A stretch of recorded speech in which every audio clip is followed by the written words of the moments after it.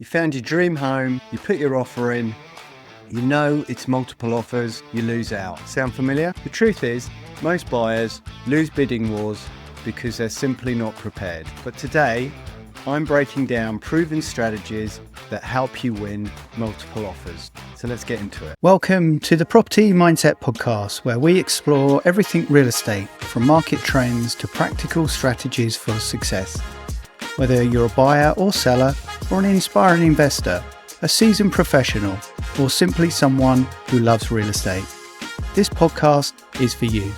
Bidding wars are becoming more common here in Fernie when well-priced, desirable homes hit the market, and there is offer of presentation, which means the listing agent and the seller have agreed to receive and review offers on a particular time and day. So how do we make sure it's your offer that stands out? Stick around.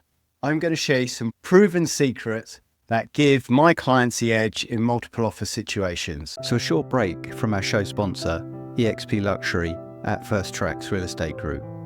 Imagine a real estate experience where your luxury property isn't just seen, but showcased, both locally and globally.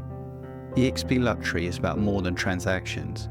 It's about transforming how high-end properties reach the market.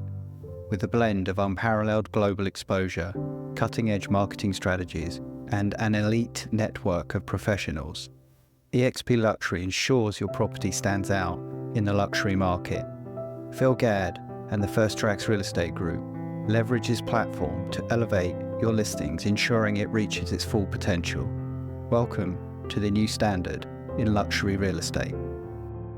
Before we can talk about how to win, let's talk about how buyers lose. The biggest mistakes I see are not being prepared. If you don't have a pre-approval and a solid game plan in place, you're already behind the curve. Ignoring what the seller actually wants. Many buyers assume that highest offer wins, but sometimes sellers care more about just the price, like closing dates, conditions, and certainty. Engage with the listing agent to learn the seller's ideal scenario and craft your offer accordingly to stand out. Including too many conditions, financing, inspections, and other conditions make offer less attractive, especially when there is more than 3, 4, 5, 6 offers. If you're competing, you need to strategy to minimize risk while making your offer as clean as possible. Minimize contingencies safely. Keep essential protections always, but reduce unnecessary conditions to strengthen your offer. Not getting fully pre-approved. Buyers submit offers sometimes without having financing clearly approved or confirmed. Ensure buyers have a fully verified pre-approval letter from their lender before starting your home search. Very important. Overlooking the importance of deposits.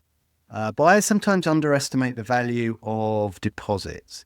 I always suggest especially when there's many offers, and the size of the deposit really matters.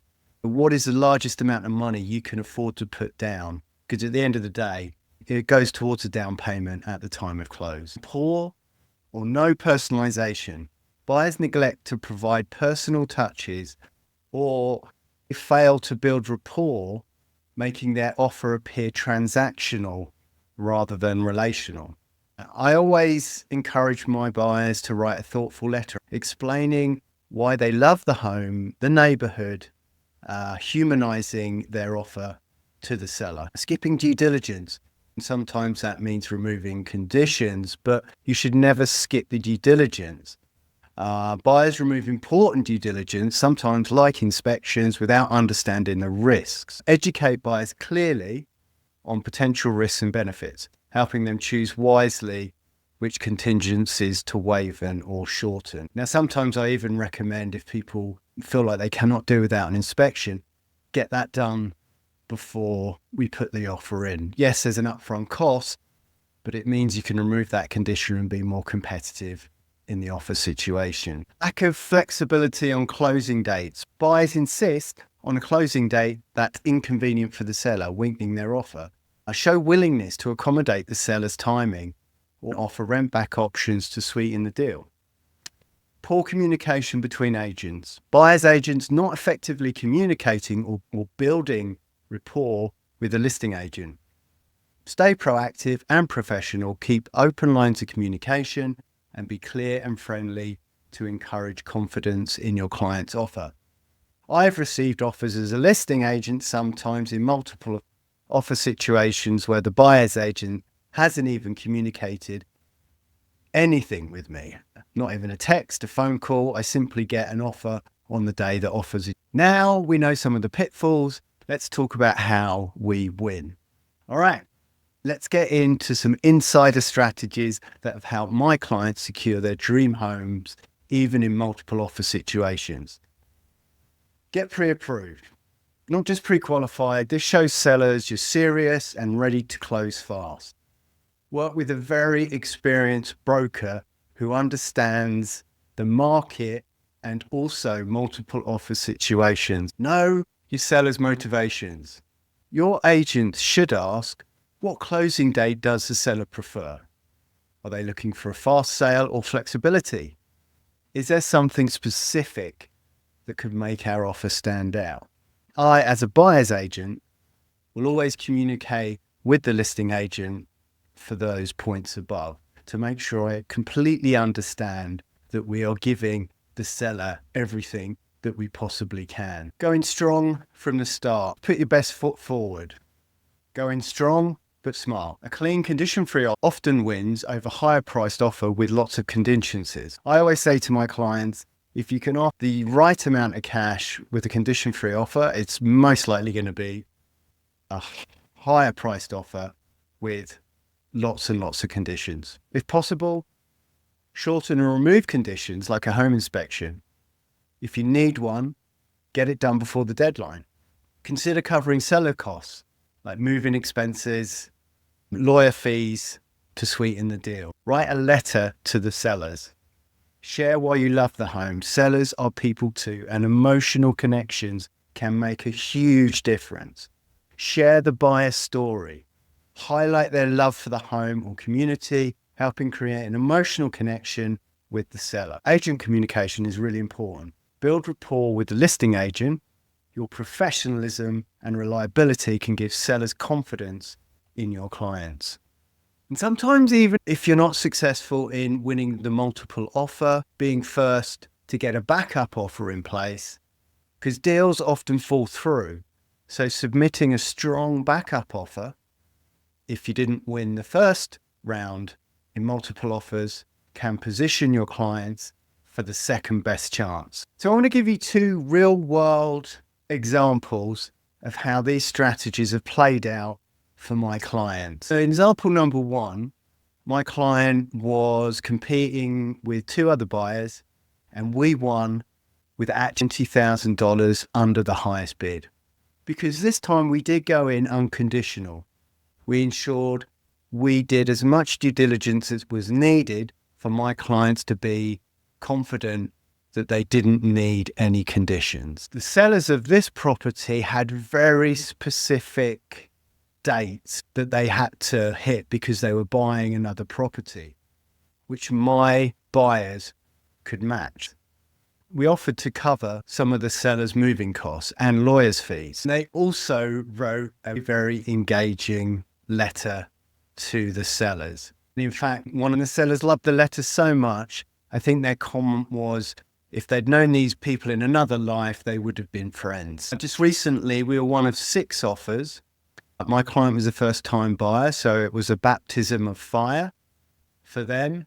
So they had limited experience with buying anything, but we won because we had a pre-approval locked in and a very experienced mortgage broker who had lots of experience with multiple offers. We did due diligence ahead of time, so no surprises came with financing, title or strata issues. We didn't have a financing condition, even though my client needed financing. And the reason for that was because of the mortgage broker we were working with. So we went in and my seller wanted a home inspection clause. He was adamant that was what he wanted. So that was our only condition. We lined up a home inspector to go in the morning after the offer presentation, shortening as much as we could the length of that condition. All offers went in. Listing agent actually came back and said, listen, there's 3 offers that are pretty much neck and neck. You have an opportunity to revise your offer. At this point, what we did was simply increase the number of our offer.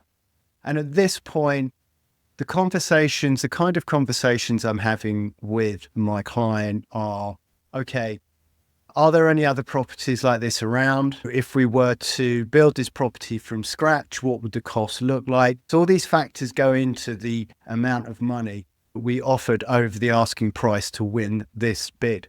And we came up the winners in this instance. There's lots of different layers on how you successfully plan and win a multiple offer. Bidding wars don't always go to the highest offer. They go to the best offer.